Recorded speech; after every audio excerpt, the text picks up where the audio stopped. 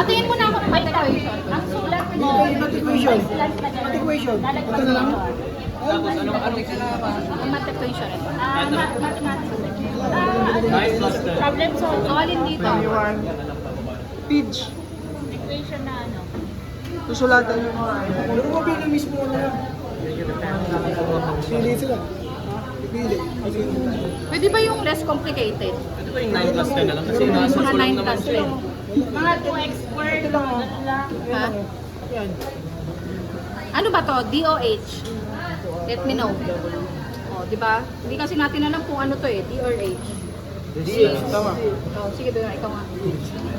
Ilaywan ang police. DOH, Department of Health. Hindi, maglagay ka na ng ano, formula. Gawin mo ako formula card. Formula. Time, Ay, pakita ko nga muna.